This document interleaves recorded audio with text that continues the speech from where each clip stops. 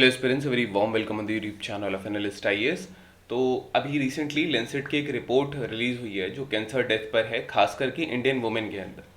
तो स्टार्ट करने से पहले अगर हम देखेंगे कि वुमेन के जो कैंसर्स होते हैं वो कौन कौन से होते हैं, तो जनरली पर लाख पॉपुलेशन में से 4.3 महिलाओं को यूट्राइन कैंसर की शिकायत होती है।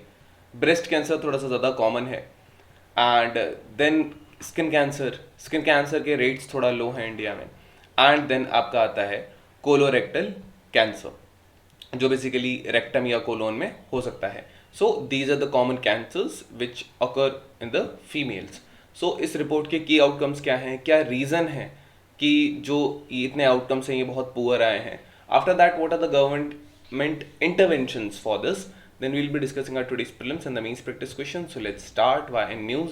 Recently, Lancet Commission report and the title of the report is Women Power in the Cancer. ये लॉन्च हुआ था। इस रिपोर्ट के हिसाब से लगभग 69 लाख डेथ वुमेन में ऐसी थी, जो भारत में 69 डेथ हुई हैं जो कि प्रिवेंटेबल थी। और जो डिजीजेज हैं, अगर हम डिजीजेज की बात करेंगे तो लगभग 4,30,000 कुछ ऐसे डिजीजेस थे जिनको प्रिवेंट किया जा सकता था। 4,30,000 डिजीजेज वर प्रिवेंटेबल और they were treatable actually. So what are the key outcomes? So according to this report 63% जो प्रीमेच्योर डेथ हुए थे कैंसर की वजह से वो भारतीय महिलाओं में हुए थे। तो इनको प्रिवेंट किया जा सकता था, इनको बेसिकली रोका जा सकता था। और जो 37 डेथ्स थे इनको प्रिवेंट किया जा सकता था अगर टाइमली और ऑप्टिमल ट्रीटमेंट हो सकता था। तो इस रिपोर्ट के हिसाब से जो मेन हैं उनमें ज़्यादा रिस्क होता है कैंसर्स का, बिकॉज टोबैको को प्रोन या बाहर एरियाज को प्रोन मेन ज़्यादा होता है। लेकिन स्टिल कैंसर के इंसिडेंट जो है और जो मोर्टालिटी है वुमेन में, ये अभी भी हाई है। नाउ ग्लोबली अगर हम बात करेंगे तो वुमेन लगभग 48% जो हमेशा नए कैंसर के केसेस होते हैं उनमें से 48% महिलाओं को होते हैं, और 44% जितनी भी डेथ होती है वो भी महिलाओं की होती है। सो अब बात करेंगे, रिपोर्ट ये हाईलाइट करता है कि लगभग हमने ये देखा कि 6.9 मिलियन वो प्रिवेंटेबल एंड 4.3 मिलियन वो 0.3 मिलियन वो ट्रीटेबल। सो ये एक चीज़ ही सजेस्ट करता है कि बहुत सारी महिलाएं ऐसी हैं जिनको टाइमली और एडिक्वेट केयर नहीं मिल पाता है। बहुत फैक्टर्स होते हैं, फाइनेंशियल भी चीज़ें होती हैं और भी चीज़ें होते हैं। नाउ डिस्पाइट वुमेन जो है उन पे ओवरऑल अगर हम रिस्क देखें कैंसर का, वो कम है मेन की कंपेयर, लेकिन इंसिडेंसेज और मोर्टालिटी रेट अभी भी इसमें हाई है ग्लोबली बात करें तो we have seen this composition as well. So इसमें कुछ कैंसर्स जैसे कि ब्रेस्ट कैंसर हो गया, सर्वाइकल कैंसर हो गया, ये हाईली प्रिवेंटेबल और ट्रीटेबल होता है अगर इनका अर्ली डायग्नोसिस करा लिया जाए तो। Barriers face by the women. So women जो होते हैं बहुत सारे चैलेंजेस कैंसर केयर में एक्सेस करने में इनको होते हैं, जैसे कि लैक ऑफ नॉलेज होता है। कई बार महिलाएं ध्यान नहीं देती हैं, डिसीजन मेकिंग पावर वो उतना नहीं कर पाती हैं। The reason of decision making power is the financial resources उनके पास नहीं होते हैं। सो ऑफन उनके पास प्राइमरी हेल्थ केयर सर्विसेज उनके घर के आसपास अवेलेबल नहीं होती। एडिशनली फाइनेंशियल हार्डशिप्स जो होते हैं कैंसर की वजह से, ये उनको ज़्यादा एक्सपीरियंस करने को मिलता है। देन ये है कि अंडररेटेड डिस्क्रिमिनेशन, अंडररेटेड रिप्रेजेंटेशन है।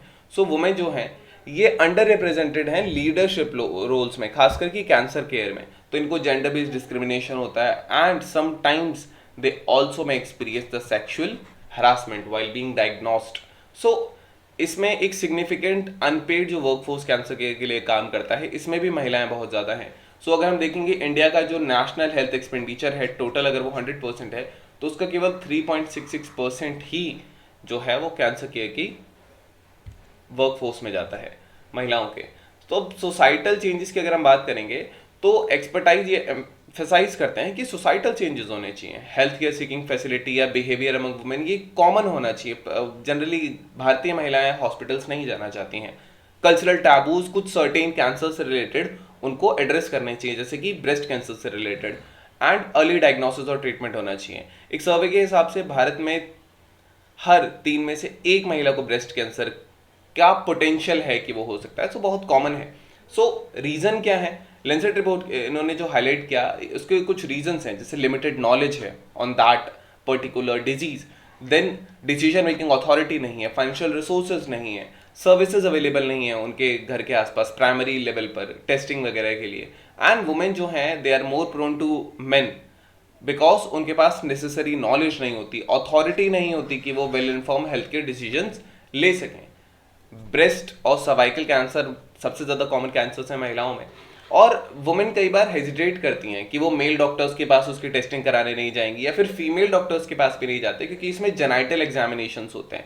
तो इंडिया में ये हेजिटेशन है, ये सोसाइटल इशू है।